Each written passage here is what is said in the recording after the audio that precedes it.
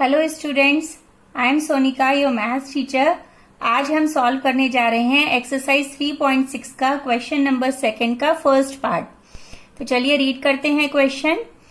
Question is Ritu can row downstream 20 kilometre in 2 hours and upstream 4 kilometre in 2 hours. Find her speed of rowing in still water and the speed of the current. तो बच्चों इसको question को करने से पहले हम ये concept जो है down stream and up stream, इस कॉन्सेप्ट को समझ लेते हैं, क्योंकि ये इस कॉन्सेप्ट पे बेस्ड आपके एग्जाम्स में बहुत क्वेश्चन पूछे जाते हैं। तो पहले स्ट्रीम को समझते हैं कि स्ट्रीम क्या होता है हमारा। जैसे कि आपका जो ग्राउंड वाटर है उसमें क्या होता है कि डिफरेंट टाइप्स से अवेलेबल है अर्थ पे, लाइक पॉन्ड्स में, लेक्स में, रिवर्स में। लेकिन पॉन्ड्स एंड लेक्स में क्या होता है, जो वाटर है वो स्टिल वाटर की फॉर्म में है, मतलब वो रुका हुआ है पानी। उसको आप एक इमेज में शेयर कर रही हूं, उससे भी देख सकते हैं।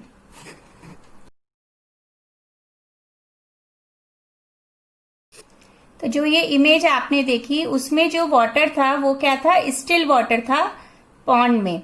अब हम दूसरी इमेज देखते हैं जिसमें कि स्ट्रीम एक फ्लो में वाटर फ्लो कर रहा है, वो है रिवर की image.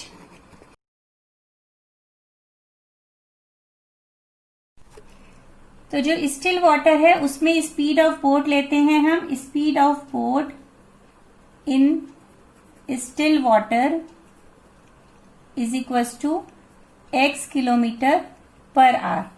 And speed of current, speed of current कितनी है, सपोज हम ले लेते हैं speed of current is equals to y kilometre per hour. Now come to the concept of downstream and upstream. सबसे पहले हम डाउन स्ट्रीम के कॉन्सेप्ट को समझते हैं। डाउन स्ट्रीम में क्या होगा, सपोज हमारे पास ये रिवर है which is flowing in this direction। इसमें एक बोट है, जो बोट भी हमारी सेम इसी डायरेक्शन में चल रही है। तो क्या होगा, उस टाइम पर जो बोट की स्पीड है वो क्या हो जाएगी, इंक्रीज हो जाएगी।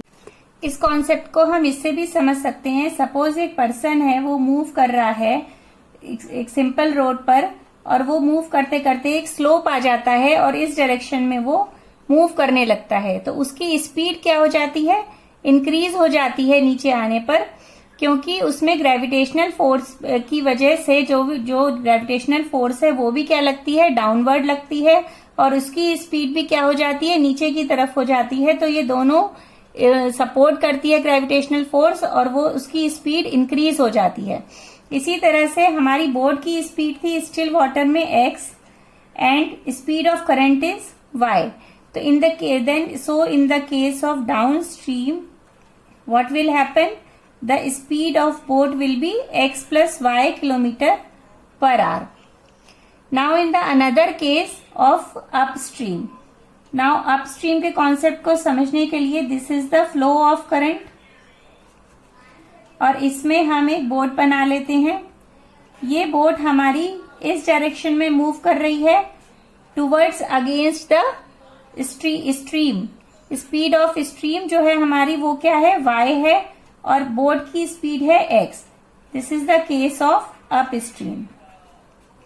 अब इस केस को समझने के लिए, जब अगर हम किसी सिंपल रोड पे मूव कर रहे हैं और अगर हम हिली एरियाज में एक हिल्स पर ऊपर की तरफ चढ़ने लगते हैं इस तरह से, तो उस टाइम पर क्या होता है, जो हमारा ग्रेविटेशनल फोर्स है वो अगेंस्ट वर्क करता है, क्योंकि ग्रेविटेशनल फोर्स तो डाउनवर्ड डायरेक्शन में लगेगी और हम चल रहे हैं ऊपर की तरफ। तो आप खुद भी फील करते होंगे, कभी कहीं गए होंगे आप घूमने, कि आपकी स्पीड हिली एरियाज पे स्लो हो जाती है, ऊपर चढ़ने में आपको बहुत मेहनत करनी पड़ती है।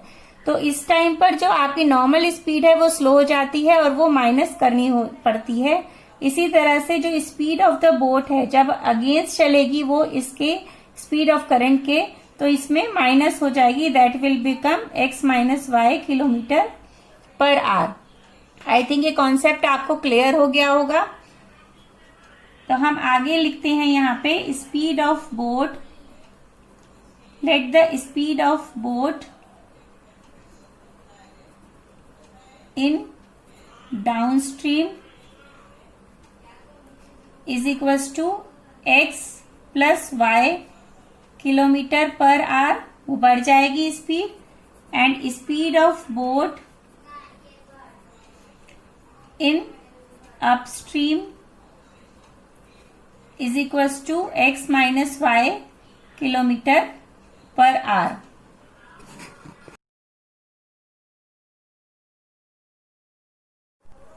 Now what is given in the question? Ritu can row downstream 20 kilometre in 2 hours. तो ये इसमें क्या गिवन है? डिस्टेंस गिवन है and this is time. So we can write in the case 1 speed is equals to distance upon time. In the case of downstream, what will be the speed? The speed is x plus y and distance is 20 kilometer upon 2. Time is 2. Then ये इससे cut हो जाएगा. It will become 10. So we will get the equation x plus y is equals to 10. That is your first equation. Now and upstream 4 kilometer in 2 hours. So in the case 2, speed is equal to distance upon time है, तो speed upstream के case में क्या है? x minus y. That will be distance covered by the boat is 4 kilometre and time is again 2 hours. It will become 2. x minus y is equal to 2. तो ये हमें दोनों इक्वेशंस मिल गई हैं. अब इन दोनों इक्वेशंस को सॉल्व कर सकते हैं हम. तो चलिए सॉल्व करते हैं इन इक्वेशंस को. Equations are x plus y is equal to 10, x minus y is equal to 2. That is our first equation. That is second equation.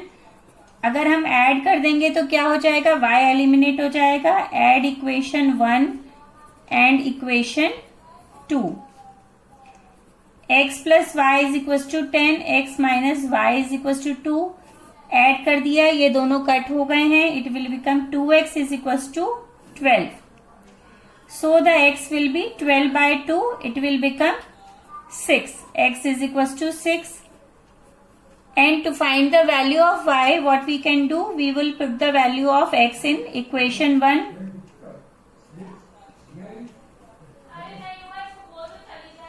Put the value of x in equation